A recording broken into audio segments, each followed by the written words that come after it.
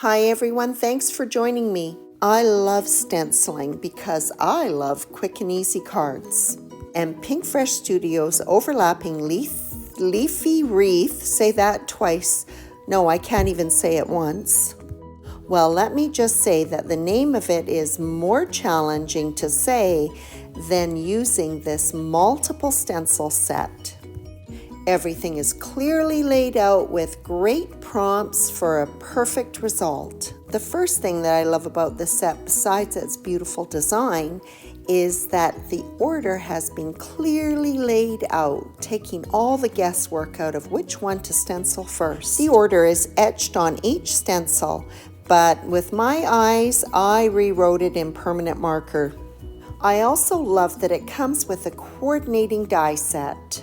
The dies really extend the number of possibilities with this set. This first card is a simple shaker. I'm working on ivory cardstock with Simon Says Stamps Positively Saturated inks. So here's the other thing that Pinkfresh Studio has done to make their stencils user-friendly. The stencils have edged corners for the placement of the panel. And as you can see, I discovered that after the fact, and I think I was even wearing my glasses. For the first stencil, I'm using my blending brush to apply lime to all the leafy sprigs, and then I'm going back with celery and just adding that darker green to the base of each one. Okay, so now I know what I'm doing. I'm lining up my cardstock with those etched corners on the stencil. I have a little bit of Post-it note tape on the back that's holding it in place. I'm applying the lightest of my two blue inks. This one is called Seafoam. I've never considered myself one who is slow to change her ways, but when it comes to blending tools, I think I have been.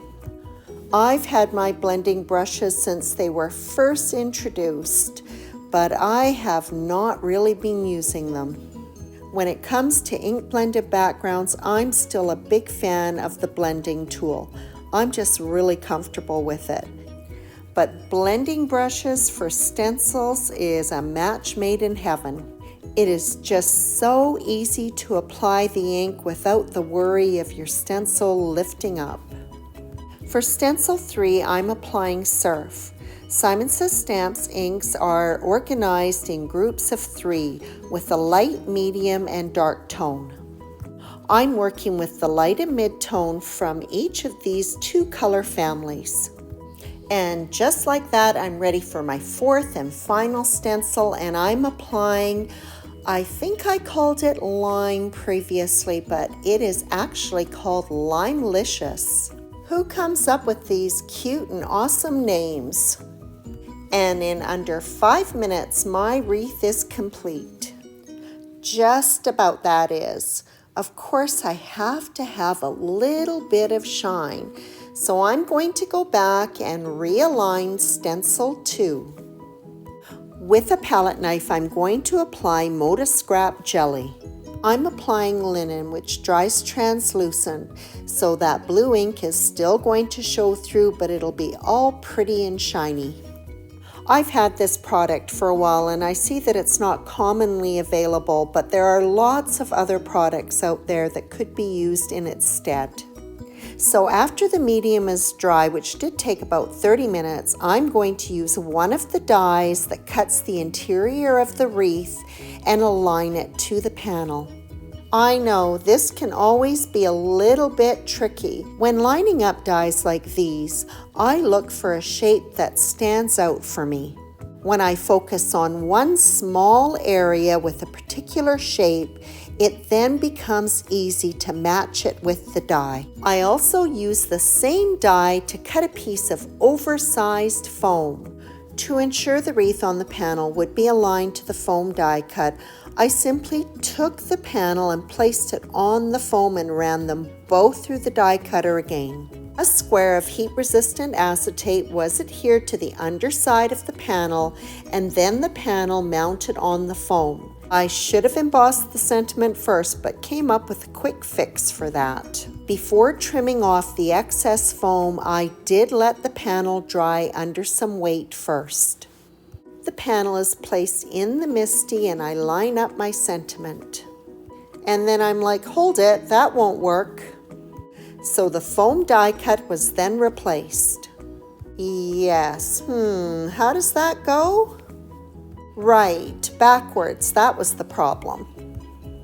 So of course, if you do this project, you can skip this step entirely because you'll do it right. Okay, back to lining up the sentiment, and I'm going to use some anti-static powder on the acetate before I stamp it with Versamark ink. I just had so many missteps while making this shaker. So of course the second thing is I have my panel foam backed and I need to apply heat. Thank goodness my heat tool has 2 settings, so I kept it on the low and just patiently melted my embossing powder. Note to self, emboss the acetate before it is attached to the panel. But that's just how I roll sometimes. I make mistakes and then I problem solve to see the project through. I'm using a really pretty sequin mix for the shaker material. The blue sequins pick up the blue that's in the wreath. After I get that shaker material pushed into the center, I attach a black panel which creates an independent shaker, and then it goes onto an A2 size top folding card base. The second card was stenciled on soft pink cardstock. I use the same greens as the first card. For stencil 2, I use peachy and stencil 3 grapefruit. Like the previous card, stencil 2 was replaced at the end of the stenciling and Moda Scrap jelly applied. I'm going to be using both dies and cut the wreath out completely. After this was run through the die cutter, additional Post-it note tape was placed across both of the dies so that they would be held securely in place. For some added dimension, I want the wreath to be foam mounted. So this will ensure that both the inside and the outside of the wreath will align perfectly with the cardstock one. So this happened in the first card, but I forgot to mention it. The foam was not cut completely through. In both cases, the small cardstock die cut was left in place so that those dies would be kept stabilized and not shift. However, the foam was mostly cut through and it was easy to peel it apart cleanly. Both the cardstock and the foam die cut align perfectly. The background for this wreath will be created using one of the 2 frames that comes in Pinkfresh Studios Pretty Frames die set.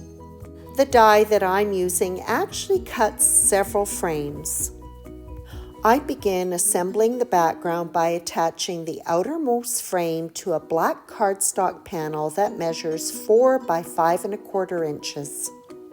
The next frame that I'm going to attach has a dotted detail, so when I apply the glue, I do so very lightly, just a very thin but flat stream of glue. And then just to make sure that glue is not going to ooze through those dot die cuts, I tap it off on some paper towel. And then on goes the third and final frame. The panel is adhered to an A2 size card base that measures 4 1/4 inches by 5 1/2 inches. This die was also used to die cut foam. The inside panel was mounted on foam and then attached to the card. The sentiment was stamped with black VersaFine ink and the wreath adhered around it. For this final card, I'm using shades of green. Even in the background, St. Patrick's Day must be on my mind. For stencil 1, I'm applying a pretty green called Spring. When I move on to stencil 2 and the next ink color, which is Tropic, I just take the blender brush and give it a good rub on some paper towel. For the next couple of stencils, I'm changing up the color families and moving into some greens that have a little bit of blue in them. For stencil 3, I'm using a pretty color called Aegean. The final color to finish off this wreath is called Tide Pool. Again, I line up stencil to using those corner references that are on the stencil and apply Moda Scrap Jelly. By the way, I'm working on a stencil mat by Waffle Flower. It has a lip on 2 of the sides, and that, in addition with the non-slip material that it's made out of, really keeps things in place. Which also reminds me, if you are interested in any of the products that I've used to make these cards, you can find links in the description of this YouTube video or on my blog at bonniecarolee.com. For the background, I'm going to be working on mint green cardstock with another layering stencil by Pinkfresh called Argyle. The first stencil of diamonds, I just make sure that it's centered on my cardstock panel. Before I begin, I'm just giving my blender brush a bit of a clean by scrubbing it on some paper towel. I'm going to use a couple of the greens that were used in the wreath. For this first stencil, I'm applying Spring. The second stencil is lined up so that the X's intersect in the center of the diamonds. To this stencil, I'm applying Tropic. I keep the stencil in place and put on a layer of the Moda Scrap Jelly just for a little bit of shine. For the first card, I used the inside die for the wreath. The second card, I used both dies. And for this card, I was supposed to use just the outside die, but I ran into some problems. So here's my tail. I embossed my main sentiment and then went ahead and stamped my secondary sentiment in black VersaFine ink, and the M was messed up. I worked at it with both the sand eraser and my Creative Couture detailer, but I really just made a bigger mess. So do you ever have one of those days that literally lasts all day long? Well, this was it for me. So feeling a little bit discouraged, I went ahead and die cut both the outside and the inside of the wreath, knowing that I would just piece it together again. The small die was used to cut another piece of ivory cardstock. Everything got pieced together like a puzzle and back into the MISTI it went. I cleaned the stamp thoroughly, but decided that I would really have a close look at it, like eye level looking at it. And what did I see? The littlest, tiniest piece of paper wedged in the letter M. Honestly, there's got to be a first for everything. Success at last. I should retitle this section of the video to How to Take a Quick and Easy Card and Make It Long and Drawn Out. So I kind of wanted to stick with my original plan of showing 3 variations of using the dies with the wreath. So just the largest die was used to cut the foam, and then I am going to stack the wreath and the inside of the wreath on top of it, and we'll just pretend that that was one die cut. The card base was matted with black cardstock, and the Argyle panel adhered to that. And with a sigh of relief, on goes the wreath. Each card was embellished with either sequins or confetti selected to go along with the main color of the card. And if you watch any of my videos, you know what's coming. Nouveau Crystal Drops Morning Dew adorns each one. And that wraps up this set of 3 cards featuring Pinkfresh Studios overlapping leafy wreaths.